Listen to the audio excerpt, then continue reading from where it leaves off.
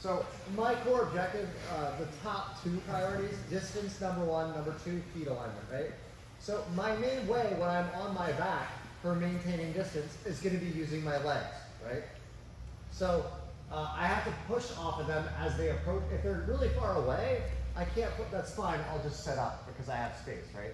And that's what we always want to be able to get to the point that we could sit up if we want to. To me, like from a true traditional, like Gracie 101 jiu-jitsu, that's what a good guard is.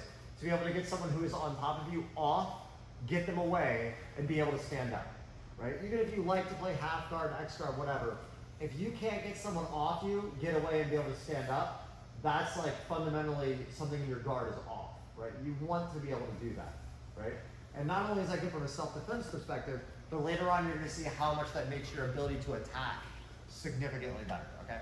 So if we're using our feet to push off of the person, there's two main ways they're gonna be, okay? If they're really tall and upright, I can control the space by pushing off their thighs and their hips. So stand up tall, okay? See, so she stands closer to me. Like, see, I can move and navigate off the thighs and hips, no problem. But what a lot of people do wrong is they're trying to push off the person's thighs and hips, and then the person grabs your pant legs, and now if I continue to try to push off the thighs and hips, they're gonna push my legs down and start running around in some way, right? And I lose my ability to push off them to control the distance. Does that make sense? So anytime I'm on my back, right, and they start messing with my legs, your feet need to go to the biceps immediately. This is not a spider guard or anything like that. It's just core movement mechanics. It would be the same thing in no-gi, right? If I was on my back and someone grabs my ankles, right, like, right, I would go to the wrists, okay? The same thing in the gi.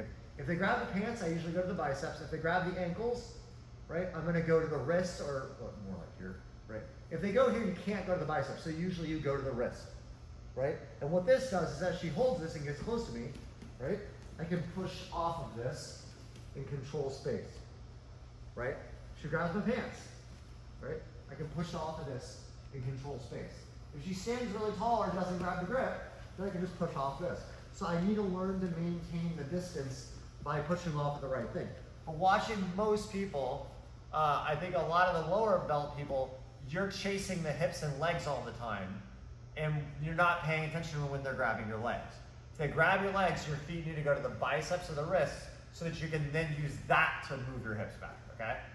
So we're gonna go back to the same thing again, and you're gonna play with adding that pattern in and see how it feels. I'm being very general here, because if I try to give you, if they do this, then it's just gonna be thousands of options.